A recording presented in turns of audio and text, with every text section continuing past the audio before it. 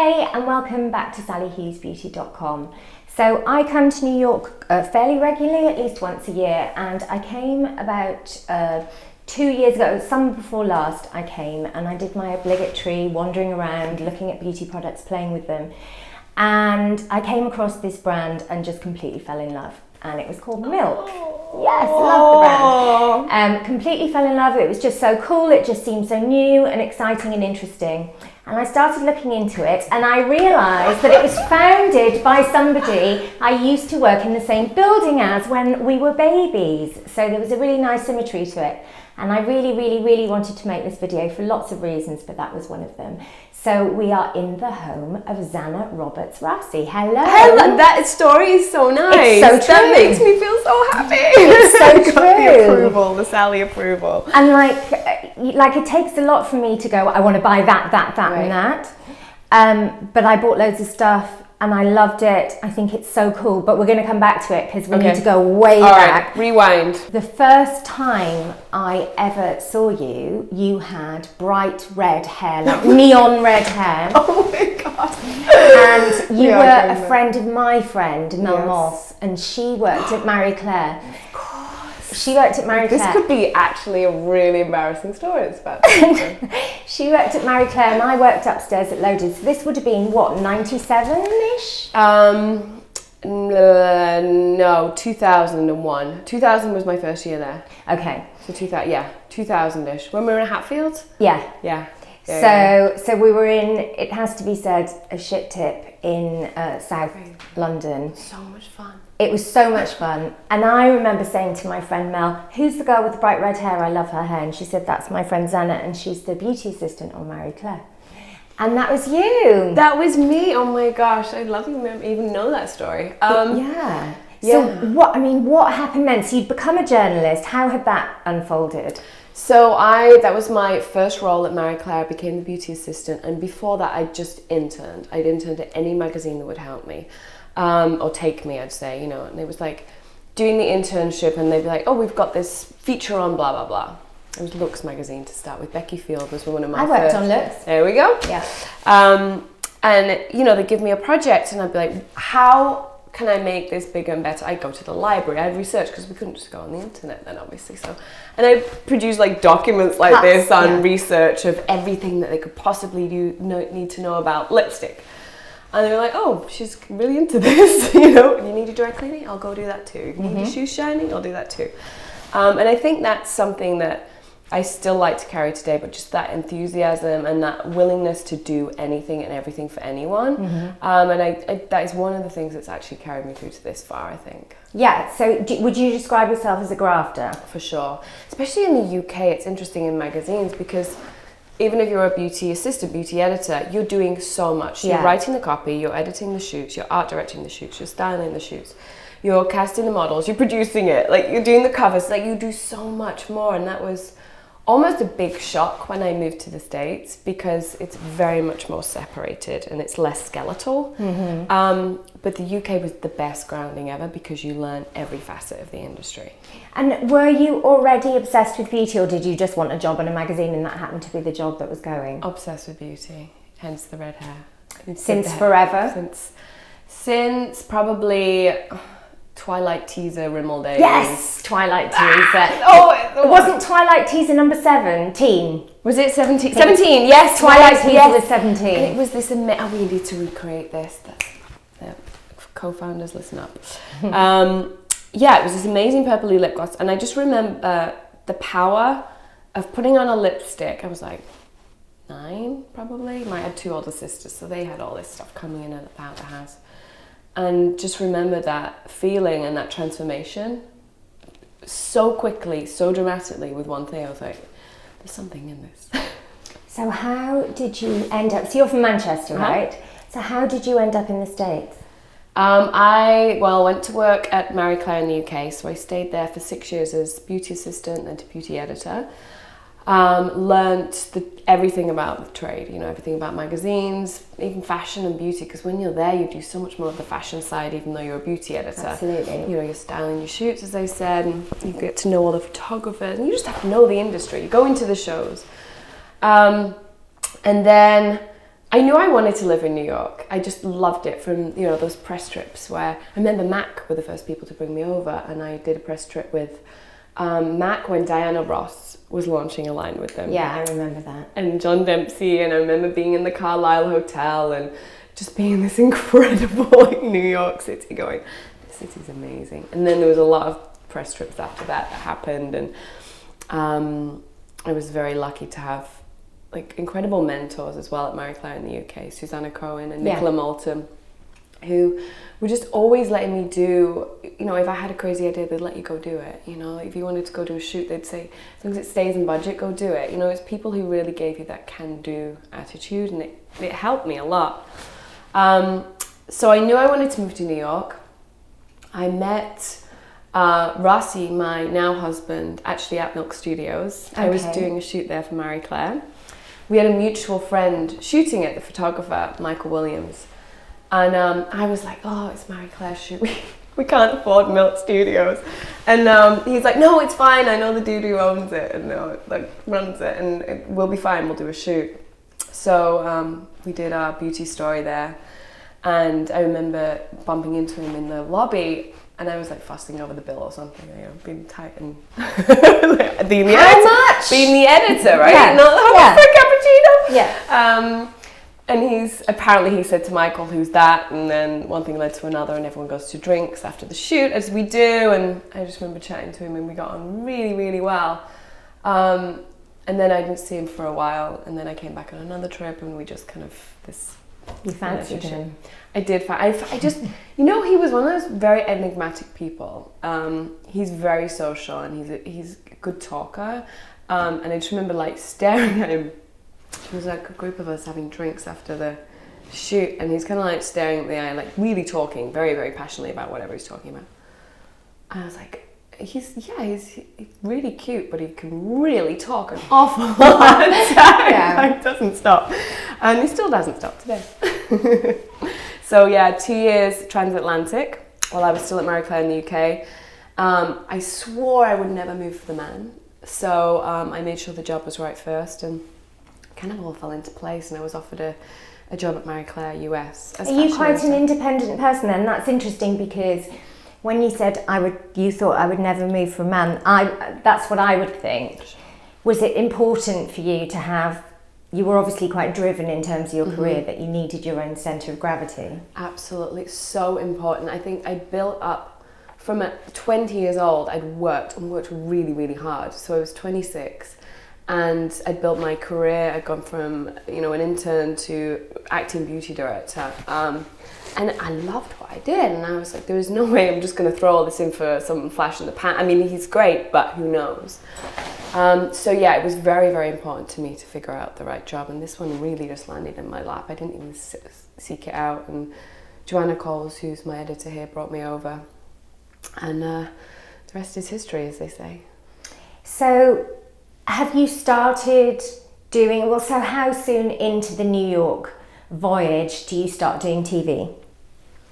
Probably about year and a half into, no, it was actually really quick. No, strike that.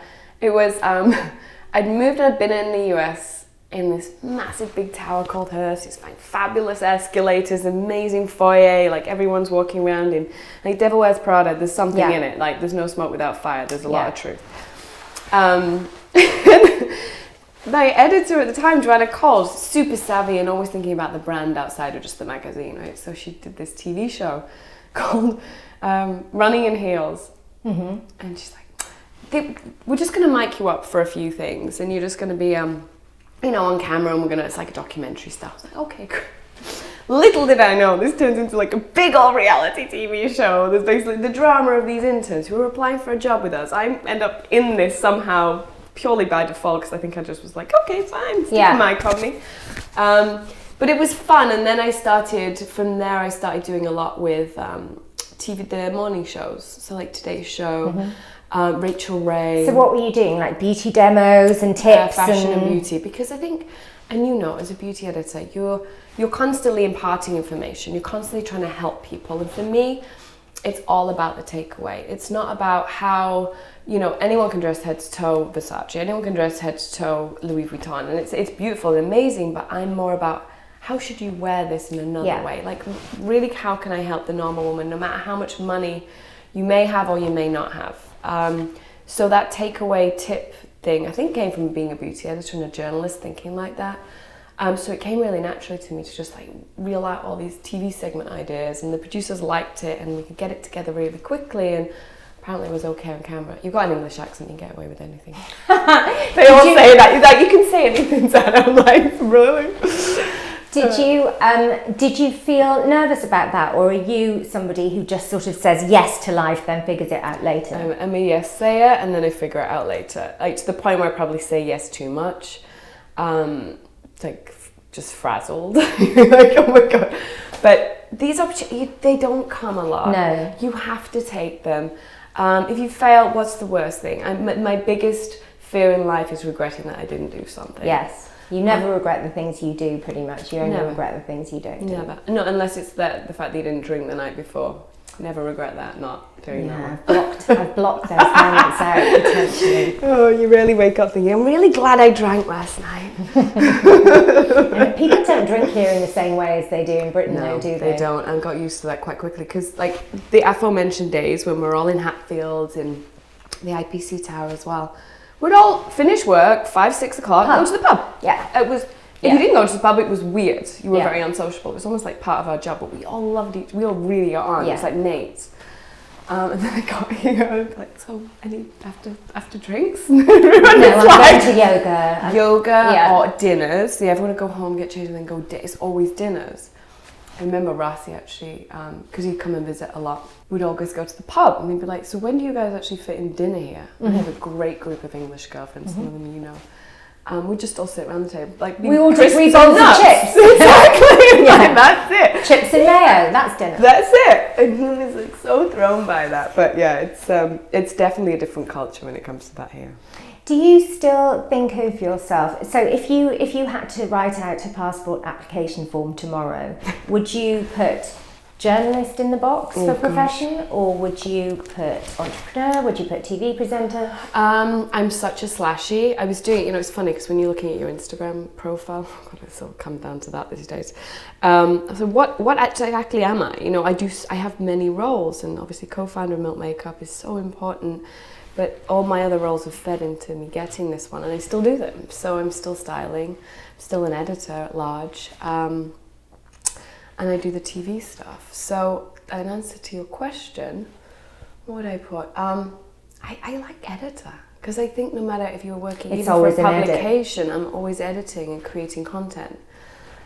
So, editor. Yeah, it's having an eye, isn't it? And kind of and trusting your instincts and knowing how to deliver information. Yeah, curating and delivering information that people are going to find interesting and relevant. Because I think we can all deliver information. Is it important and relevant to the person we're talking to, though? Your audience. So I think if you said to most journalists, so by and large journalists are creative people, they're often loners because you have to sit with your laptop for hours and hours and hours on end without seeing anybody. I don't think a natural journalistic instinct is entrepreneurship particularly. I don't think there are many journalists who would say they are natural business people, money people, marketeers, and so on. So at what point did you think, I'm going to start my own brand? It's interesting because I think after working in beauty for so long, I've been around it since dot. Working in Marie Claire, even as a beauty editor, you're seeing every single product that passes your desk, right? Yeah. You're talking to the best makeup artists in the industry. You're learning about the trends. You're on set directing these people as well. And there is no way that you can bypass the idea that there's the most incredible things out there, or there's white space out there, right? And you're like, if only this was this. If only this was this. And I think there is something in the multitasking me that I love marketing. I think, and today even more so, because the content, editorial content, is essentially marketing. If you want to, those worlds have collided rapidly. Editors are marketers are editors, magazines are publishers, and also sales platforms, brands and content providers. Exactly, it's all integrated. So I feel like those worlds naturally naturally emerged for me. From a money perspective, and you mentioned like the CEO side of it, absolutely no idea. So you want nothing to do with that stuff? I look at the graphs, the charts, and like, okay, P&L, anyone? Yeah. Anyone? Yeah. But that's why I have amazing, Rassi, my husband's the CEO, incredible at that stuff. We have an amazing chairman who's a business mind and he can build the business, The other two co-founders are Georgie Grevel, who's an amazing creative director, who's won VMAs for music videos. So she comes from a really left field as well. And then Diana Ruth, who is our COO, who creates the product. She's the scientist, like she's a mad scientist. So we're all so different. So were there holes? You know, all of these beauty products are going ... past your nose every day, and you're playing with them and you're trying them and you're writing about them. Did you identify something you wanted that you couldn't get? Yes. And it was those things that I would more often than not discover on set when I was watching makeup artists play or I was doing my own. And it was like, the Val Garland, like nude eye with a glossy top coat. Like, you could not get an eye gloss for years. I don't know why. You do the concealer and then you do the Vaseline or something over the top. The 8-hour cream mixed with and then some it'd still shimmer. be like this and you'd be like, why? I can't breathe. And it would start to melt into your Start eye. to melt down, yeah, exactly. That was always a good look. But things like that were almost like off-label experiments that I'd see makeup artists do on set, or I'd do in my own bathroom, like mixing things together, like tanning cream, but I need it in a stick, or taking a toner on a plane was just a pain in the ass, and I wanted something that was solid. And so all those little things that were absolutely not around, like we'd done a lot of first set Milk makeup, and that's one thing that Diana, adamant, she will not create something that already exists. Like, that's a hard and fast rule. I think this is really key with Milk because I think it's very, very hard to be an innovator and an originator in beauty because you have thousands of people worldwide whose entire raison d'etre is to develop product, and they're always looking for new things. It's pretty much impossible to reinvent the wheel. And when I came over a couple of years ago and was playing with Milk and looking at Milk in the little store in the studio, I thought actually this is the first time I've seen new stuff in ages. There was loads of, it's not a massive, presumably it's a lot bigger now, but there weren't that many SKUs, there weren't that many items. It was really capsule, really pared down, and obviously it looks glorious. But in terms of the categories and the individual products, it was the first time in ages I thought, that's different. It was, you're totally right. I'm so glad you noticed that because it was we worked really hard to not do anything that already existed. So we also wanted to take out the need for tools. So everything so it's all fingers. Yeah. So it's all about this. There's always something innovative about it, be it the component. So it's a roller ball with a clip ball, which was created from a medical device. So actually for diabetics, we took the same component used for that and put a roller ball on it. So you could carry it in your baggage. It was plastic with the glass roller ball that was still cooling. And it was super functional without, pots and brushes and leakage. And then the sticks. The sticks were our first thing that we ever did. We did these. They now look jumbo, these sticks, because they're filling them. If you look at the fill size on them, I don't know what we were thinking of. They're so huge. If they're like triple the size of most people's. But we just love the idea and we love the way they look. The fatness of them. It was really it's our icon. So, but that is, for me, even, running around, being able to just swipe on here, pop it on the eyes. You can use it with a brush if you want, but for, those girls on the go, guys on the go, it's really easy. Was there a kind of ethical standpoint you wanted to stick to from the start? Or did you have very clear ideas on that? You really need a very good excuse to do something that isn't kind of forward thinking in terms of the environment, animal testing and so on. That we have a very long list of no's. And there's a nice New York siren outside my house. This is what I sleep with. It's authentically New York. This is very normal on this street. I love my apartment, but it's so noisy. Isn't it?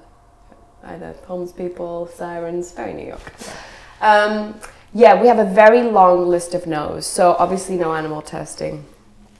We have no silicone, dimethicone. anything at the most high quality ingredients we can possibly find while still having payoff. So a lot of they're all vegan, they're all gluten-free, a lot of them are natural, purely natural. Some of them have a little bit pigmentation in because you want the colour payoff, right? And that's our customer as well. They still want something that pops. But no, the ingredients list is exceptional, and we to us that should be taken as read. Like that, of course it should be. Like it wasn't even a consideration that we'd test on animals or, you know, put all sorts of junk in our products because, you know, your skin is your biggest organ. Why on earth would you put it on? It's harder than ever, I think, to justify not doing it that way. And there's so many amazing creations out there. I mean, look, I'm still the girl who uses the bad stuff as well because I'm still intrigued by trying all that stuff. And I feel like it's too late anyway, I've been using it for years. But our rule of thumb is when we actually first started, there was Diana, myself and Georgie and Rassi were the 4 co-founders. We all had kids under the age of 2. So between us, we had 4 kids, 2 years old. And it was really like, look, we're mums. Just because we're mums, it doesn't mean to say we're not cool anymore. We need things to be done really quickly because I have all of 6 minutes, not even that, in the morning. And we want it to be really good for you. But I didn't, and we all really didn't want it to just look like granola-y and crunchy and cardboard boxy and like, oh, you know, I love a Birkenstock. But you know, it's like, we're not worthy, but we're really high concept and just super low maintenance. And that was our girl, and that's who exists in this city and the middle of America and definitely in England. It's coming though, right? It's coming. It's coming. It is coming. Wait, I know. This is going to be. You're going to see me a lot in England. So all my friends want to see you. Excellent. it just feels like it would do so well in Britain because it's such a kind of British vibe. Although it is quintessentially New York, that kind of low maintenance, cool, modern packaging, really pared down. That feels like it would do really, really well in the UK. I hope you're right. I'll hold you to that. Show us some. It is that like you know, it's exactly that kind of like quick streak of this, pop of this, not really the full face. So do you share this bathroom with your husband? I do.